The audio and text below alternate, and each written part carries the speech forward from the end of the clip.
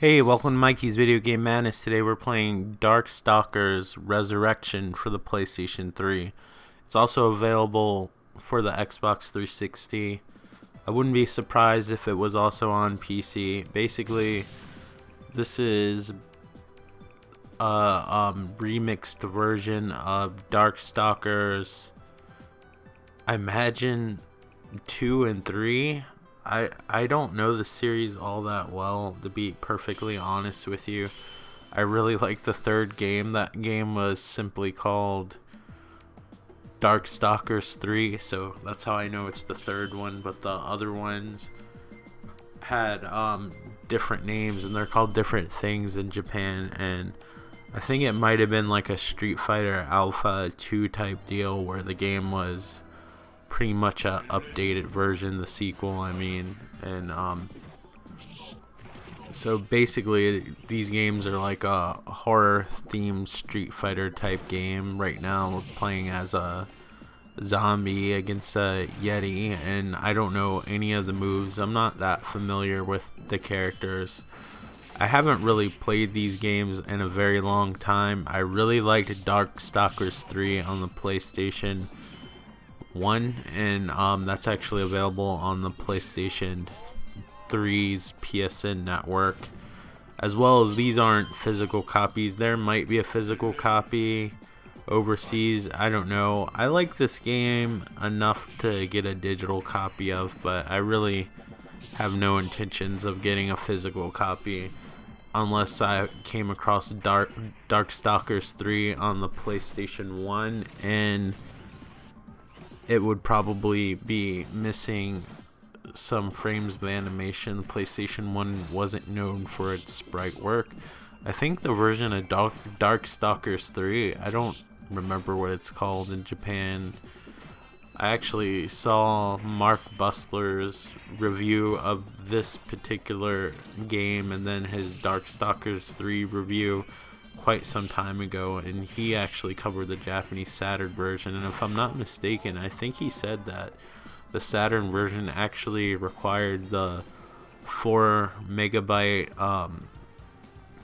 RAM cartridge to even run, or maybe it enhanced it. I know some of the games were optional to use that Saturn cartridge, because some of the games that came out here, like whatever I think the X-Men versus Street Fighter, whatever one of those types of games came here in America, was actually compatible with the cartridge. The Saturn actually had a longer life cycle in Japan than it did here, and it had a lot of fighting games on it, because the Saturn was really good at sprites. The Saturn was a weird system in the way that, like, when it came out, they thought that, I guess, sprite-based games are still going to be the future, when 3D was going to be super huge in the gaming market. So the Saturn basically was made to handle 2D games. So most games that handle sprites on the Saturn, if you compare ports with the PlayStation 1, if that's something you ever want to do, typically the Saturn version will have the better port if it's a 2D sprite based game. Now as far as 3D graphics go, the PlayStation 1 like trumps the Saturn pretty hardcore. So last minute, before the Saturn came out, they actually kind of added another microchip or processor to the system to try to help with the 3D without really taking the time to really know how it worked all that well. So a lot of the games on the Saturn, like I guess the PlayStation 3 and PlayStation 2, didn't really show their true potential to the end of the life cycle, because nobody really knew how to program it for. There was a lot of bad decisions with the Saturn. Part of that was due to the 32X confusing people, because that was marketed as a 32-bit system, but it was like an add-on for the Sega Genesis that didn't have the same amount of power as the Sega Saturn. So I don't know. I never owned a Saturn. I used to play, I don't want to call them friends. Like, my parents actually had like this karaoke and DJing business and became friends with a lot of people, and those friends happened to have kids or whatever, so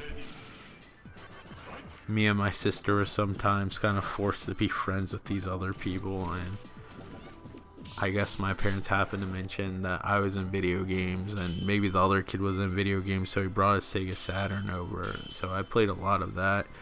I was actually tempted for a very brief amount of time to get a Sega Saturn because I thought it was a cool system, but it was the only 32-bit system that I knew. So there wasn't much thought in it. It all looked really good to me when I was looking in magazines. If I could have gotten a 3DO, if I had that kind of money. I didn't have any money at the time. I was in middle school, for crying out loud. I would have been impressed. But yeah, I'm showing you the different aspect ratios. There's a cool over-the-shoulder mode where there's a 3D arcade cabinet, but it's absolutely worthless. But it's cool that it's there, like you just saw. And then I switched back. But anyway,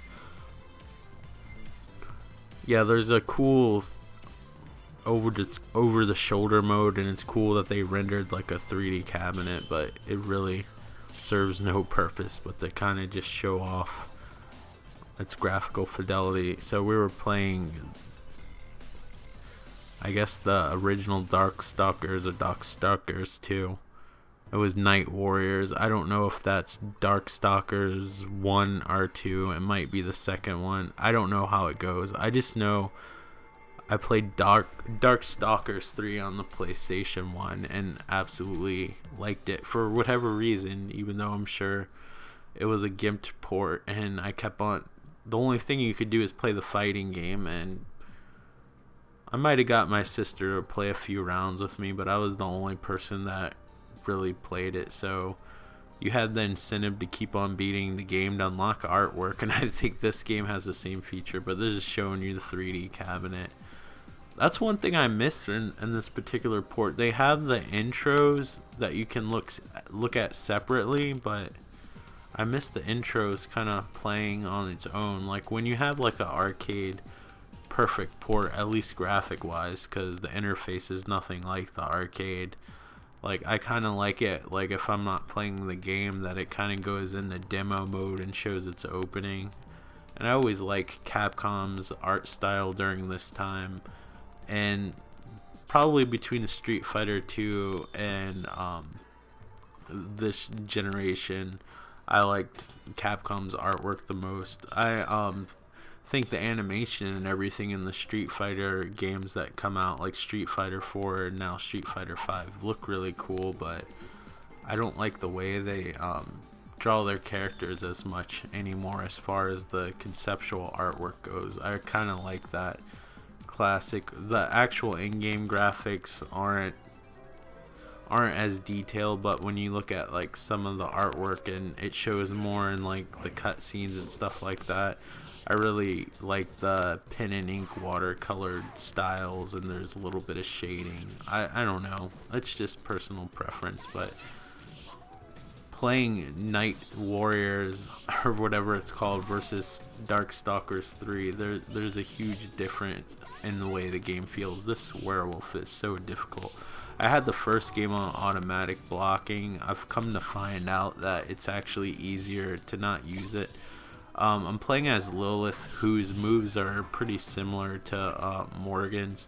Lilith is obviously a Lilith, which is like a vampire-like demon thing, and then a succubus is what Morgan is. And apparently, going by the story, which I know very little about besides the endings when I beat the game, is that Lilith is like a part of Morgan that got split off. Like, both characters, like all the characters, are either like from movies, stories, or mythology.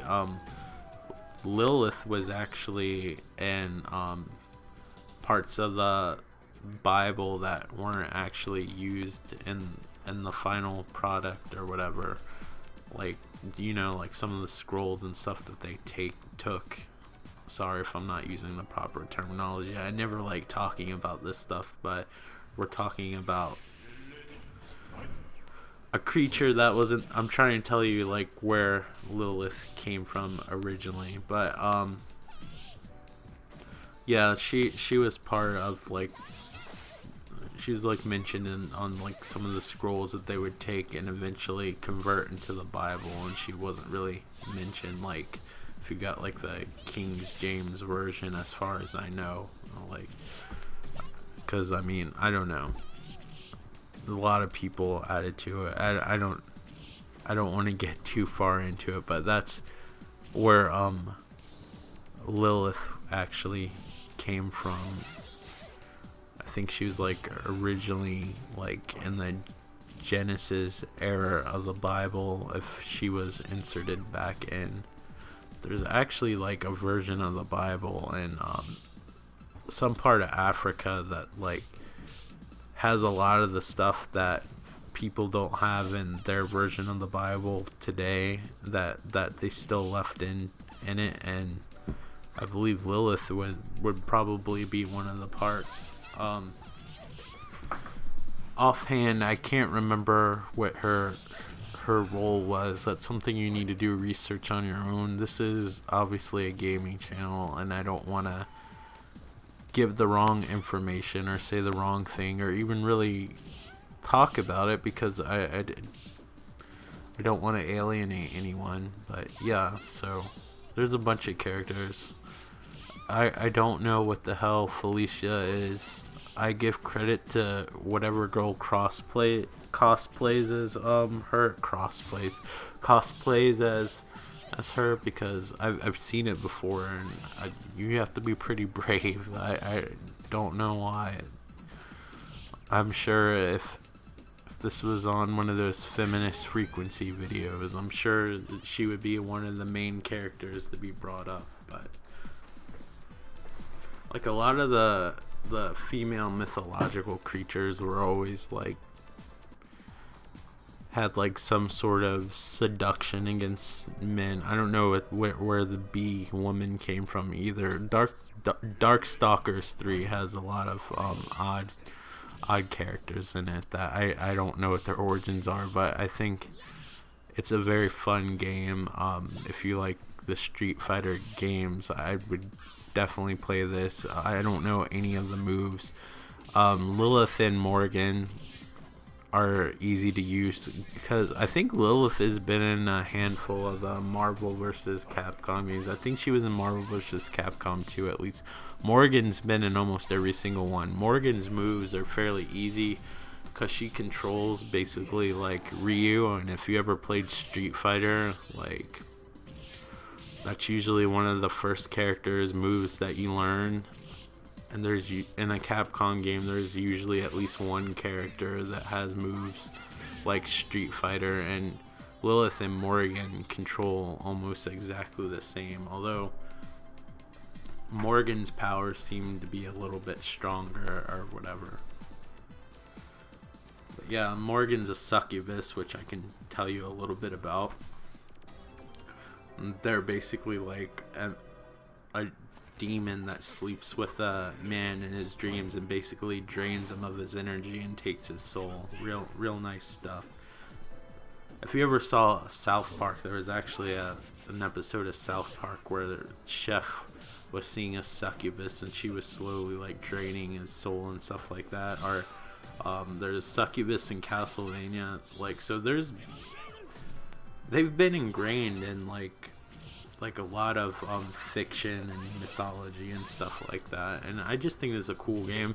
I really like the music to this game, and of course I really like the sprite artwork as well. It doesn't hold up as well on a big screen, that's why I kind of have it truncated into the arcade cabinet screen. If you look closely, it's kind of cool. You'll see like slight little reflections at the bottom of the screen. I think that adds to it. You also can get a bordered mode that doesn't have the reflections on it, but I like it. I kind of like that kind of arcade feel without having the over the shoulder mode. But I don't really like the smooth graphics, which almost feels like a necessity if you play like in full widescreen mode where it stretches out and fills up your whole TV, because then the pixels look so chunky and ugly because they were never meant to be played on that big of a screen, especially in a house where you're up close to it. Maybe if you were at a tournament or something and it was on a big screen and you were farther away, it would look nice. I don't know. I'm not good enough to play at a tournament. Unlike a lot of people that you might see on YouTube, I'm the first to admit that I suck at a lot of these games. I just enjoy them, and I don't blame the game for sucking.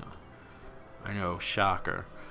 But I really do enjoy the artwork in games. I mean, my dream would be to wake up one day and be really good at these fighting games and be able to compete and be able to go online and kick everybody's ass and feel good about myself.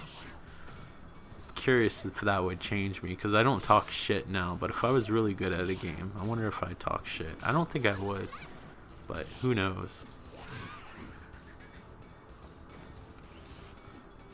This is the guy I played as last time. He's pretty difficult to play against, but I don't know, I just stick with Morgan and Lilith most of the time. I picked somebody new in the beginning just to make it more interesting, but usually when I play this game, I play with the characters I know, and the only ones I know right now, because I haven't played Darkstalkers in so long, are Morgan, because she's in like every single like Marvel vs. Capcom game. She's like even in the Tatsunoko SNK Marvel vs. or she's in the Marvel vs. Capcom games, like the Capcom vs. Street. I don't think she's in the Street Fighter one, but she's in like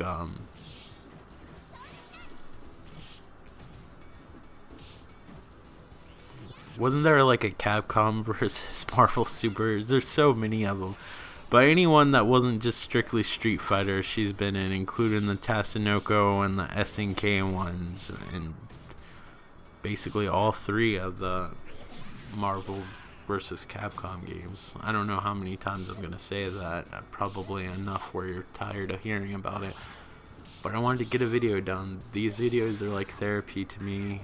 I really like to watch these games and talk about them. Sometimes when I talk, everything I say doesn't always come out, so I apologize. I know these videos haven't been as good as they used to be, and I always say that. It's just because I feel really bad. I wish I could make something more entertaining, and when things start to get better, I'm sure they'll improve. I mean, we all have our times, but anyway, this is Darkstalkers Resurrection. If you don't mind having a digital copy, I would definitely, and you like fighting games, especially the 2D Capcom fighting games, I would definitely look into giving this a shot.